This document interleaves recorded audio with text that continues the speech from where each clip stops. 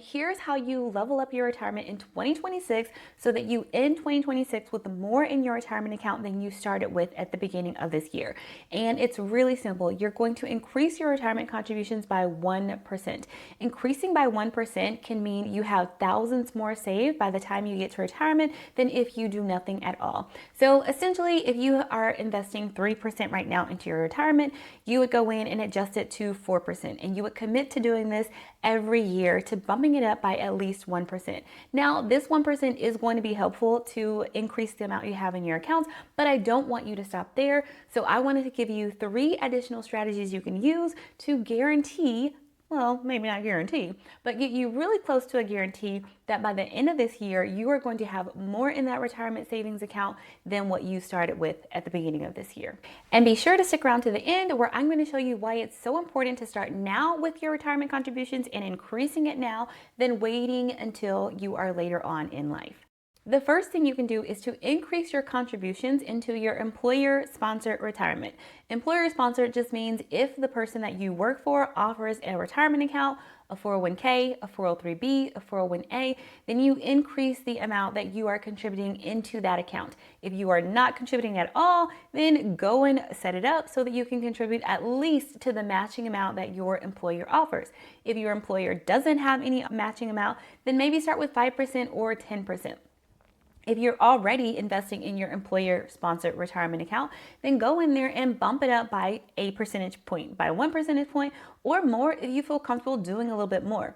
A good aim when it comes to investing in retirement is to aim to invest 10 to 15% of your salary into your retirement account in order to try to reach your retirement savings goals. Now, of course, everyone's percentage that they need to save is actually going to be different, but a good frame of reference that a lot of financial institutions put out is to try to save 10% or 15% of your income. Now, if you are not able to do that 10 or 15% right now, then start where you are, increase it by 1 or 2% this year so that you are at least adding on to that and commit to adding on to it every single year or every 6 months. So maybe like you don't feel comfortable adjusting it up too much right now, but maybe in 6 months you go and bump it up another 1% so that you can try to quickly get to that 10% range, that 15% range, or to even get to a point where you max out that retirement account.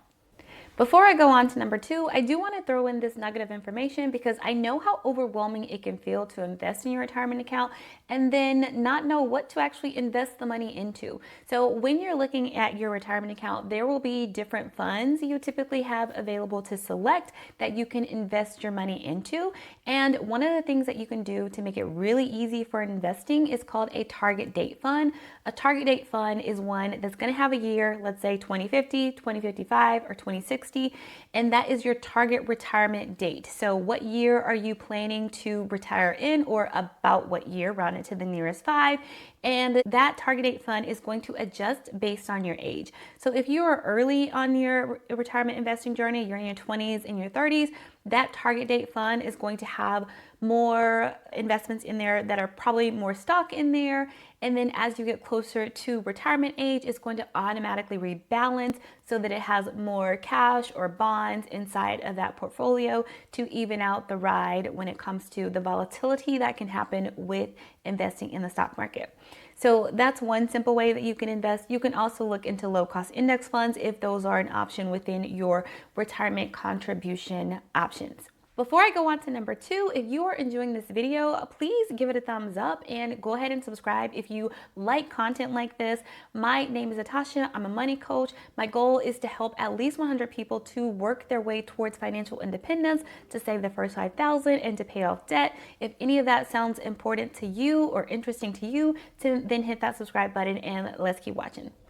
Now, moving on to number 2. Number 2 is to contribute to an individual retirement account or individual retirement arrangement, also known as an IRA. Now, there are 2 that you may have heard of, the traditional IRA and the Roth IRA. You've probably heard a lot about Roth IRA if you've done any research or, talked to anyone about these things. The Roth IRA is the one that a lot of Americans tend to choose to invest in addition to investing into their 401k account. Here are some of the great things about a Roth IRA. When you contribute to a Roth IRA, you are paying the taxes already on the money that goes into that Roth IRA. So once that money goes in there, all the growth that happens on that Roth IRA, all the earnings that you have, there's no more taxes to be paid. So it's a nice account to have because once you get to retirement, you may have your 401k, but when you take that money out, you're going to pay taxes on it. But if you also have a Roth IRA, that portion of money is not going to have taxes that you need to pay on it. So it's kind of nice to have a combination of different types of accounts once you get to retirement. So you might consider investing in an IRA, and a Roth IRA may be a good choice for many people. With the Roth IRA, there are contribution limits, the same as there are with your 401k or your 403b. For the Roth IRA and the traditional IRA as well, that amount tends to be lower than what you could invest into a 401k or 403b account. As of 2026, the limit is $7,500 is how much you can contribute into a Roth IRA. One thing to keep in mind, there are income limits for those who want to invest in a Roth IRA. So if you are over a certain income limit, then you may not have the option to invest directly into a Roth IRA. Now, if you are over those certain income limits and you still want to invest in a Roth IRA, there is something called a backdoor Roth IRA strategy, but that's a little bit more advanced. I'm not really getting into that today, but the Roth IRA is one place to increase your retirement contributions so that you end 2026 with a higher amount inside of your retirement account than what you started 2026 with. Again, when it comes to what to invest in, you can invest in some of those same funds that we talked about for the 401k. You can look for a target date fund to make it easy. That target date fund, remember, is just going to balance based off of your age and how close you are to being retired. Or you could look for low cost index funds that are investing in the total stock market or investing in the international stock market. That's what you might consider as some options to make it easy of what to invest in. Number 3 is to set up automatic investments. So it is great that you have decided to invest in your retirement so that you can end 2026 in a better place than what you started 2026.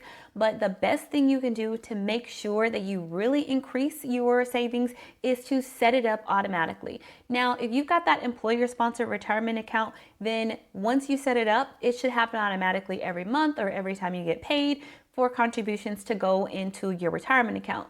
But if you are setting up a Roth IRA, or if you're investing outside of a Roth IRA in other types of accounts or in like a taxable investment account, then that's not going to be set up automatically. And one-time investments are great, but if you can set it up to happen every single month or every 2 weeks or every week if you want to, then that is really going to add to what you can put into that account to make sure that it happens and that you're not forgetting to actually invest throughout the year instead of waiting till the end of the year or just doing one big lump sum investment.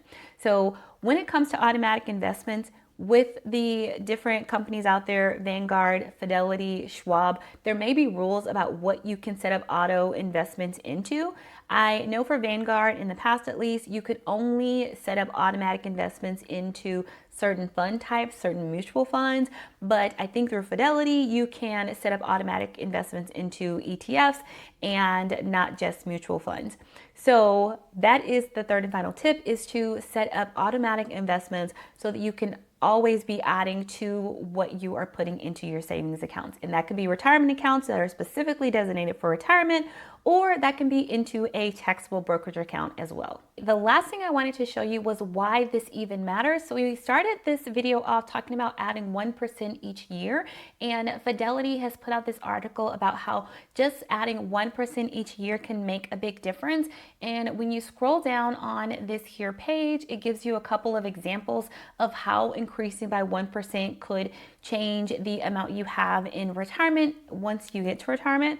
So it gives you 3 different examples, and the age of those people: a 35-year-old who was earning $60,000, and it could give them over $100,000 more just by increasing by that 1%. A 45-year-old who is earning $70,000, and it could give him over $50,000 by just adding that 1% each year. And then Sharon, age 55, earning $80,000, and that could give her about $18,000. So obviously, if you are younger, then that is going to make the biggest difference when it comes to increasing by that 1 percentage point. So if you can, it's really great if you can increase it by 2%, 3%, getting up to that 5, 10, 15% amount as quickly as possible, because the time you're able to invest that money is really going to make a big difference. And then the last thing I wanted to show you, which comes from here too, is this consider saving 15%.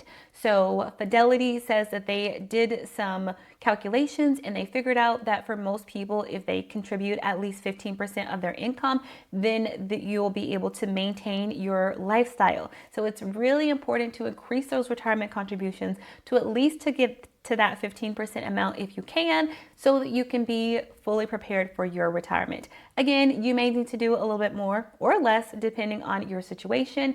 So you definitely want to do a little bit more research, but this should be a great starting place to help you to end 2026 with a better position when it comes to retirement than you started. If you enjoyed this video, give it a thumbs up, and I can't wait to see you in the next one.